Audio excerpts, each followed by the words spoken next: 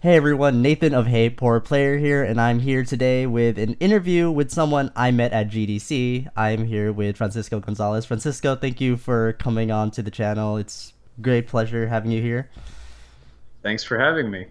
Before we start the interview, I actually want to share a story with how I met Francisco at GDC. We set up an appointment, and I was scheduled to try his game, Lamplight City, and we unfortunately didn't have like a set meeting spot. So I actually had to find him on Twitter, and I was like tweeting him, like going like, where should we meet up? I didn't get the memo of where we're like actually meeting up, so we had to find each other, and they changed the layout from GDC last year, so we got a little confused about where to meet up. But we found each other, and then we got to hang out a little bit and try out the game, so that was cool.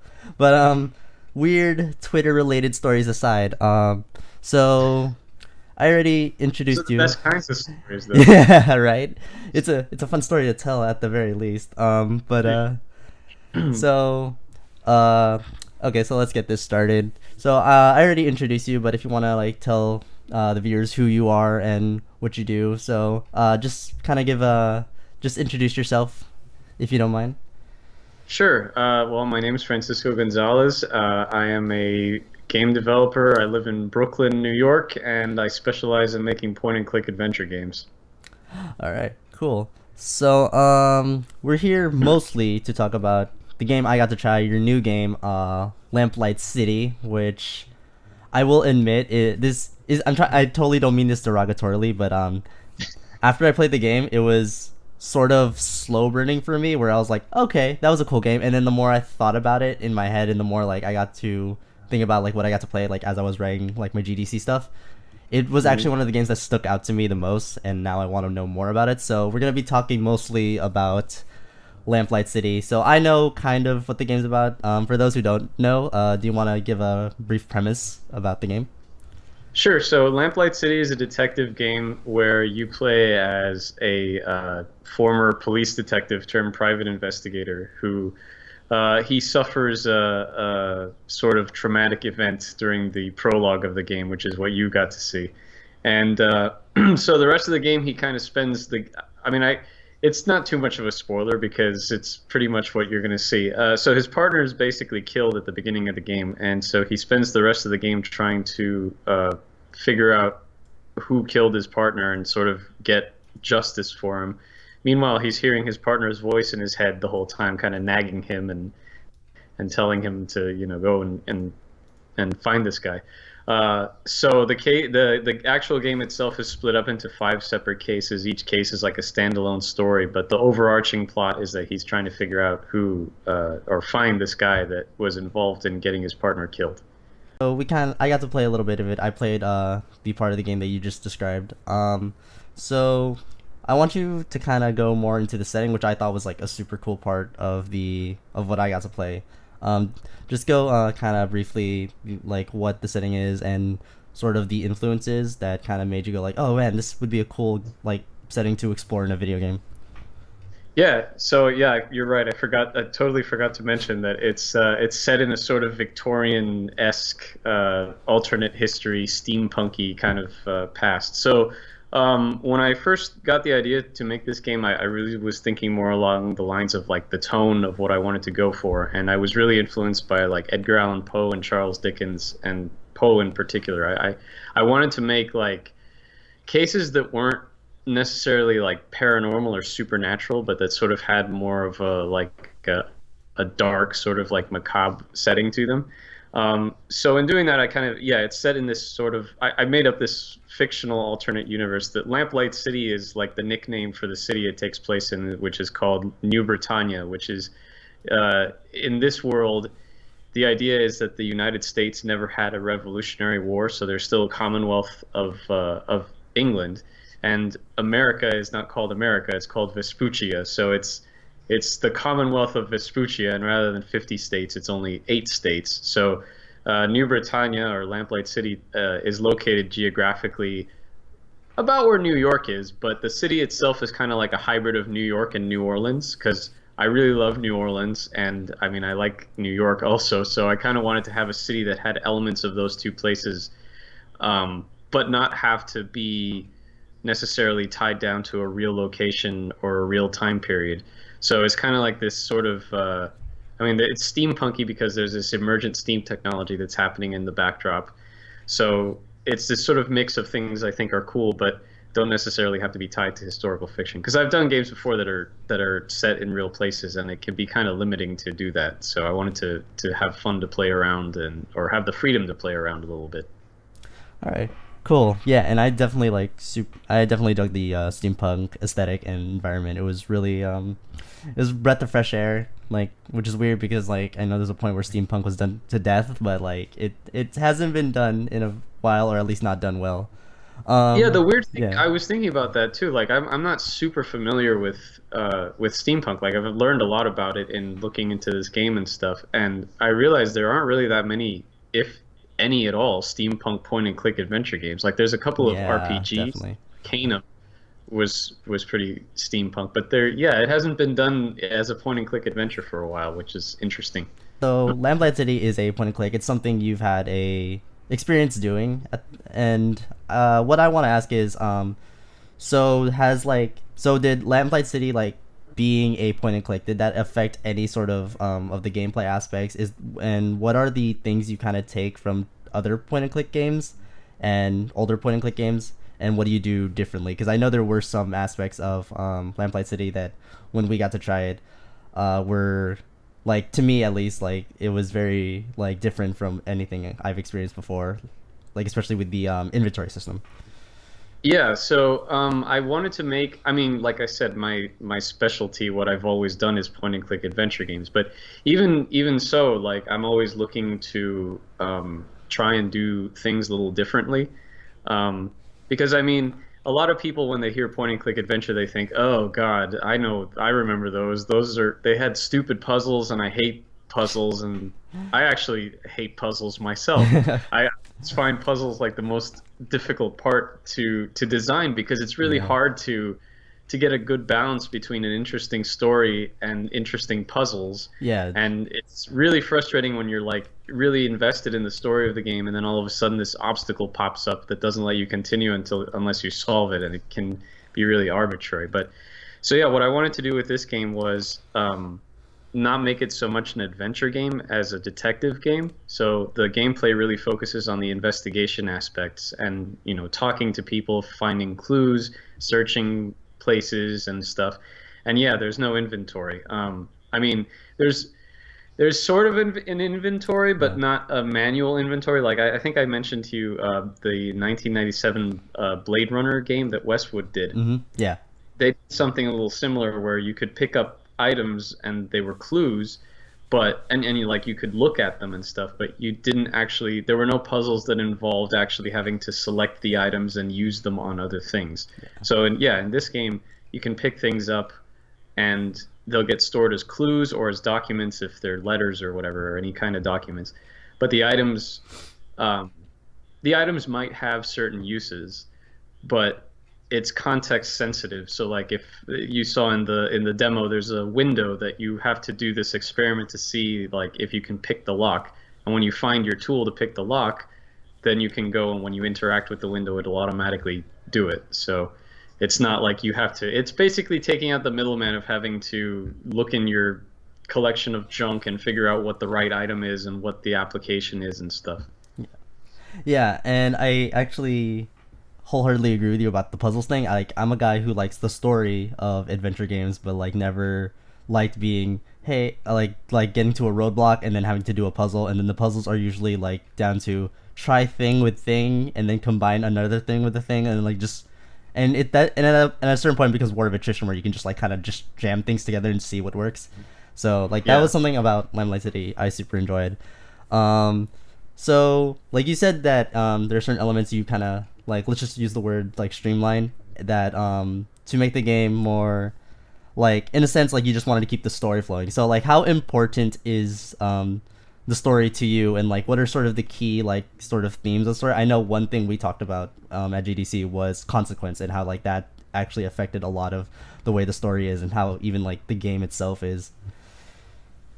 Yeah, so I mentioned there's 5 cases, and each of the cases, another thing I wanted to play around with and explore was the idea of multiple paths and stuff because um, in most detective games, a lot of the time you get railroaded into the right solution, even if there's multiple cases or sometimes when there's multiple suspects. So what I wanted to do was have a detective game where you can actually get the stuff wrong, and even if you get the stuff wrong, the game's not going to flat out tell you, "Oh, you accused the wrong suspect. You got it wrong. You do better next time." It's basically more of a you don't really know. You have to live with your consequence sort of thing. Um, and yeah, so like you can just be really bad at your job, and the game will continue. Obviously, the story will change. Like if you get the thing that I want to try also is the fact that like you can screw up your leads, and if you make enough people angry or you close off enough of your leads, the case then becomes unsolvable because, I mean, in real life, how many cases actually get solved? So the idea of that is that even if you run out of your leads and the case becomes unsolvable, you can just say, well, I can't solve this. I'll just give me another one. Because the framing of the story is that Miles has a contact in the police who's kind of slipping him these cases under the table because she thinks that he can figure them out. So it's sort of, you can just say, oh, well, I can't do this. Just give it back to the police or whatever. So it's not like the cases go unsolved completely. It's just that you yourself can't solve them. So yeah, like if you do that enough, then obviously it's going to have an effect on him and how he perceives himself as not being a good detective. So um, I forgot what the original question was, but oh right, it was about story. Yeah. Yeah, so yeah, I mean yeah, story is important, and that's what I want to play with too. Like the idea that this story is a bit flexible. So like the core story is the same. It's always going to get to the same endpoint unless you screw up and the game ends prematurely. But with to get there, like within the different cases, since each one is a standalone story, depending on how you play it, you might have different results from another player, and so there's kind of some replayability there. And unfortunately, this day and age, you have to worry about how streamable your game is. Yeah. And I've always thought that adventure games are terrible for streaming because Yeah. once your viewers know the story, then there's really no incentive for them to play it. But if there's multiple solutions and different ways to get places, then hopefully people will see the game and think, "Oh, cool, let me try it myself and see how I do." And of course, there's people who want to see all the endings can go back and replay all that stuff too. For sure. So you actually mentioned a little bit, like how you wanted the game to be a little bit streamable because you're right, like adventure games are super linear and like part of the fun is solving these puzzles or getting through the story, and when that's kind of spoiled for you, like it kind of ruins the magic. Yeah. So what I wanted to ask is like you put a big emphasis on like consequence, and like you can genuinely be like a horrible detective and you'll like still get an ending, but it's not like hand holding you. You won't get like the quote unquote good ending or like something. Right. Is that is that in itself like a super hard, is that like a super hard design challenge because like you want to make the game like fun and you want to make the game replayable, but you also want to have consequence and failure be a thing. So is there like a balancing act with that, like in terms Yeah, of... kind of. Yeah. I mean, the easiest way to get past that is, like I said, just not have the game flat out tell you, oh, basically not have the game judge you. Yeah. Because as long as the game continues, and the challenge too is also making each one or each of the possible suspects plausible. Uh-huh. So, like, say each case has 2 or maybe 3 potential suspects. It would be really easy to just say, oh, well, this one's the obvious one, this one's the obviously the wrong one. So it's been a bit of a challenge coming up with stories where you have suspects who each could have their own reasons for doing it, because then you have to come up with the actual distinction of, well, why is it this one over this one? So yeah, that's been interesting. But I mean, most detective fiction, you have these red herrings and stuff, and so it's kind of part of the thing. But yeah, I actually find that a little bit easier to design than coming up with puzzles. Oh, okay. So at least that's been fun. All right, cool, fair enough. So just kind of like taking a small detour from Lamplight City. I met you at GDC, and you were one of a couple of indie developers I got to meet, and it was a super cool experience. It's actually really nice to meet indie developers because it's nice to meet people who are very closely attached to a project, not like, hey, I'm the PR guy. I play the game a couple times a week, and then I report back and tweet about it or something. But like, so there's a lot of people, and GDC obviously proved that there's a lot of people now coming into the game industries as like, like these people who are just like, I want to make a game and I want to like publish it and I want to like, do it myself. But and they can plan as best as they can, but there's obviously things that you don't really fully understand until you become an indie.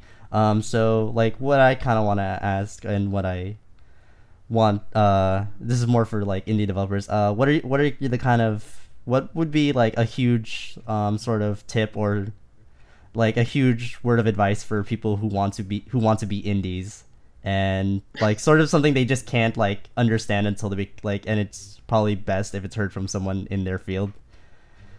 So. It's funny because I actually just watched a talk on the GDC Vault yesterday about advice that I wish I hadn't given, and or, like bad advice, and like Rami Ishmael was like, "Oh, all advice is bad advice."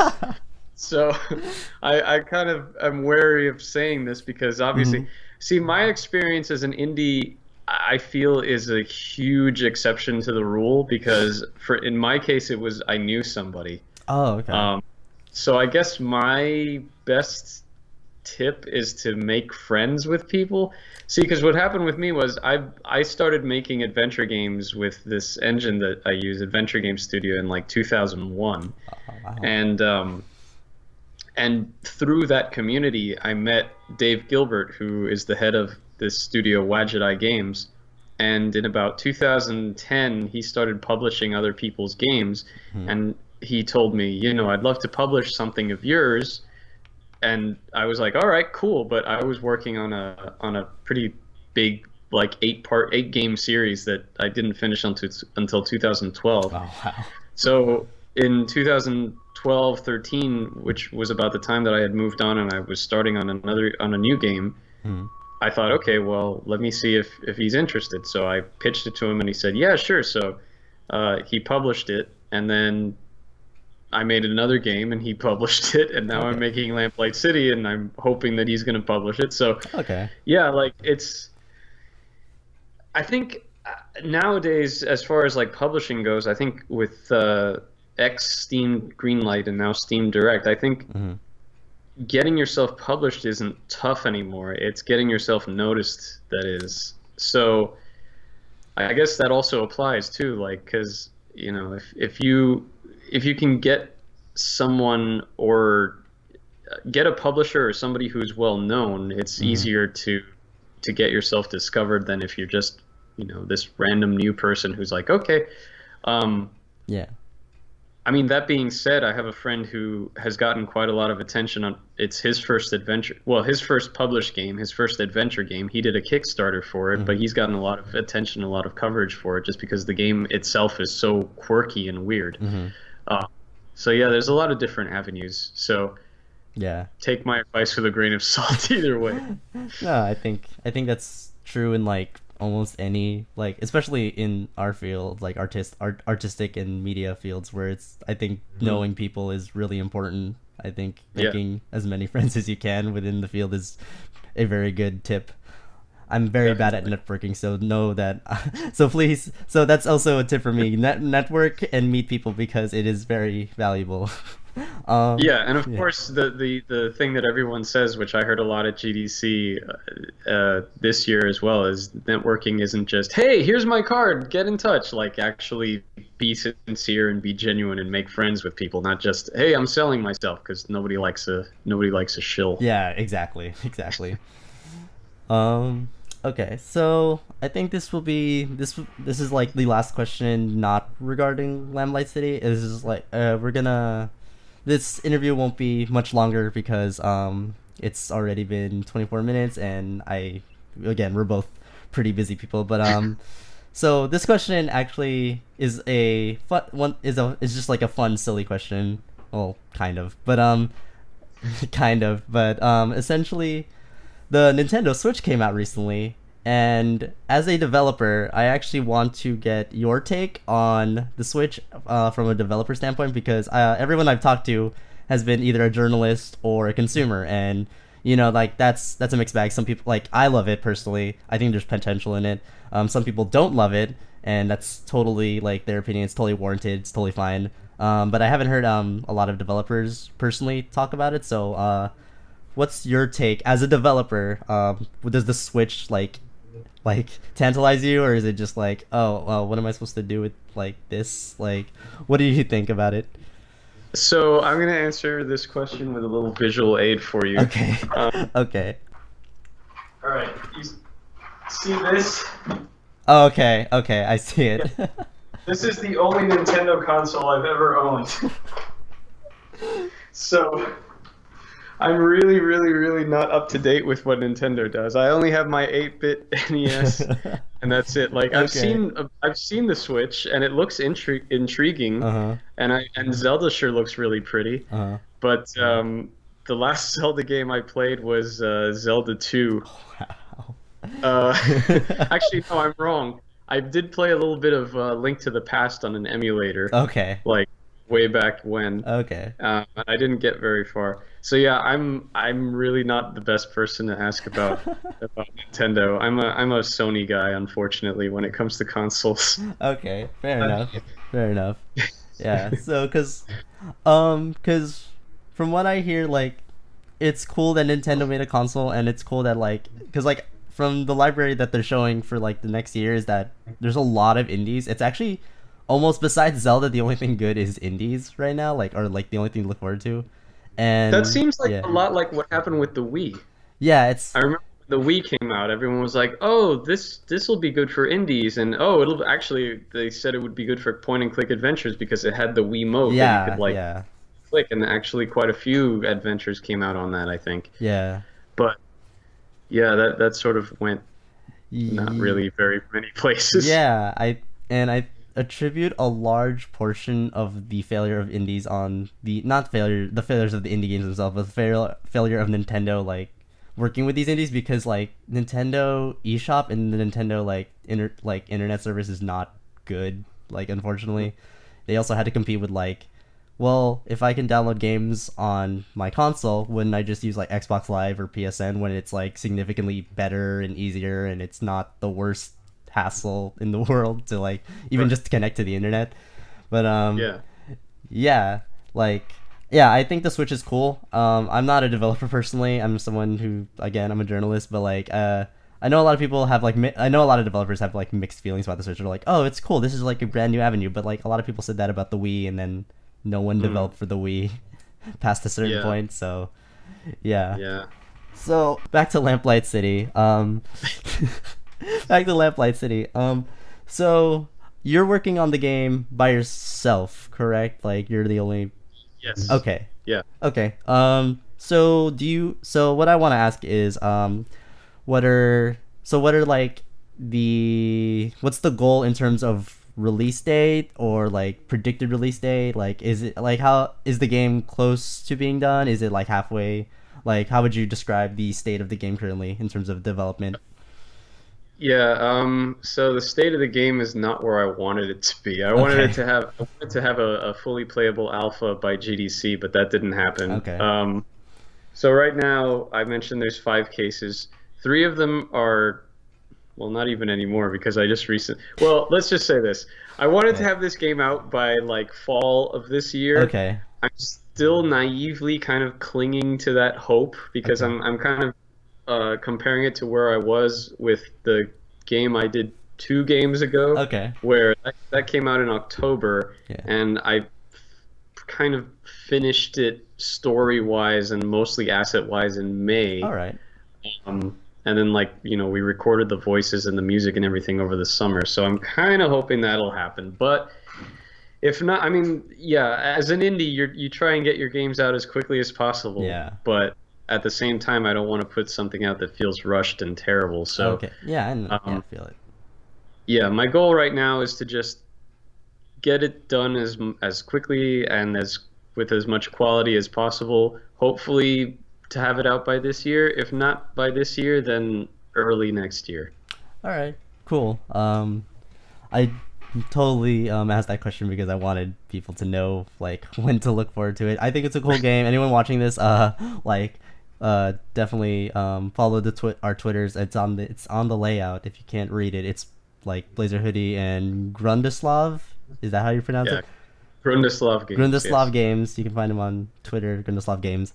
But so I think the only question I have left is, so I mean, this is your like like as an indie like this what yeah, let me rephrase this. Okay, let me edit. I'm gonna future me edit this. Overheaded. Future me edit this. This is your job anyway. Um, so you've worked on adventure games in the past. Like how many actually? Before I ask my next question, how many beforehand have you worked on? Um, Professionally, this is going to be my third one. Okay. As a hobby, I think I've made about 20 something, close to 30 Okay. Wow. ish. I mean, and of course, like Mhm. I say that, but a lot of them like were were like not very Mhm. long, not like full length, like Yeah. Yeah. 10 Yeah. hour games. Obviously, I made a whole bunch of like little game jam type games too, Oh, but. okay. Um, but yeah, like I made quite a few as freeware. Yeah. But yeah, but professionally I've done two, Yeah. and now I'm working on my third one. Yeah. Okay, so the reason I asked that is because like with all the experience you have in adventure games and sort of like this is your newest game, and I guess with like from one person who does a certain type of media to another, like when you're at your newest project, you're kind of like, man, this is like you take everything you learned beforehand and you kind of put it into your new project, and like Mm. to like at the time it's like this is like everything I've been working for. This is kind of like, like I want to like kind of raise the bar for yourself. Is that how you feel for Lamplight City? Is this like sort of for you raising the bar for yourself? Is this like you think this will be like, okay, I have like I'm going to judge every game that I do from this point by this sort of standard until it's like raised again? Like, Oh yeah, absolutely, absolutely. I always strive to make each game I make better than the last one. I mean, I always feel like I'm learning something, and I never feel satisfied that I'm actually really good at something. I just sort of feel like, okay, well, mhm. I got better. I learned on my last game. I'll take those lessons and I'll put them into this one, and then, I'll realize, oh no, I'm not learning from my mistakes as much as I thought I did. I need to go back and do this again. So like, the yeah. So I mean, but even still, like I feel like there's an improvement. Like, I mentioned Mhm. the game I did before this, Shardlight. I just did the writing and the design and stuff. I didn't do the. I basically did everything except the art and the music. Mhm. So like, I feel like I've grown as a writer, even just from Shardlight. And the game I did 2 games ago, I did again like Lamplight City. I did everything, and Mhm. like I look at the art from that game, I'm like, oh geez, that's horrible. How did I ever get away with this? And now I like to think that my art has improved a little bit since then. Mhm. um, so yeah, like with each game, I always think about not just how I can make it better as a game, but how I can make it better from a technical perspective too. Yeah. Nice. And again, like the reason I asked that is because like I personally know that like feeling of like you want every new thing to be better than the last and kind of like set a standard. I think like something I've always like gone by, and it this is by for music, but I think it can be applicable to anything, is that take like the 10 best songs you've ever written and then make them the 10 worst songs you'll ever write. Yeah, And like, yeah. yeah, so I It's kind of a double-edged sword oh too, because if you there's well, it happens like halfway through projects sometimes too, uh-huh. where you get better and you compare maybe a piece of art you've done with one that you did at the beginning, and Mhm. you think, oh God, and then you have to fight that urge to go back and redo Oh everything. yeah, yeah, But then definitely. also, if for example, people play Lamplight City and they like it and they think, oh wow, this is great. Let's see what else this guy has done. And then they go back and they play my earlier crappy games and they're like, oh, this is terrible. What is... Or not necessarily, but just it doesn't live up to this other game, that sort of thing. Yeah. I see it a lot, but yeah, it's anyway. No, it's definitely a double-edged sword. I had a video planned for today. It's not coming out today. I think I can guarantee it's not. It's coming out tomorrow. It's not this video. This video is going to take a little longer to edit because I also have to write, but yeah, this is I know that feeling very well, and maybe maybe whoever's watching this feels that way too, because that's kind of our demographic. But so before we kind of sign off, is there anything you want to kind of say to anyone who didn't know Lamplight City until this video, or maybe like anything you just want to say out here in general? If you didn't know Lamplight City, I'm not surprised. Thank you for your interest, and please check it out. And if you like what you see, go and check out my earlier games, and maybe you'll like them. And I can promise you, Lamplight City will be better if you don't. Lamplight City was a cool and fun time with the time I did have with it, and I'm pretty sure his games aren't as bad as they say they are. But thank you so much for watching. If you like this type of format, I want to do more interviews in the future. If you like this type of format, please leave a like. If you have some constructive criticism, leave a comment. I respond to every comment. Literally, we don't get a lot of comments. Please comment. I respond to them. I will respond. And I don't know. They always say don't read the comments. Maybe it's good that you don't get any comments. Just the good ones. Most of the comments are pretty civil, except for the ones my fellow co-video producer deletes, because he does a very controversial show that a lot of people hate. So I mean, like, no, a lot of people love it. Just some people, there's that one guy's like wrong, and I'm like, context, please, like any kind of context. But please like, comment, like, subscribe, all that good stuff. If you did like this stuff, thank you so much, Francisco, for coming here and doing this very casual, fun interview. I had a fun time. Thanks, I had fun too. And Lamplight City, it's a cool game. I'll be writing an article about that and doing a video on that as well, which will be linked in the description of this, so keep an eye out for that. And thank you so much for watching, and have a good day, everyone.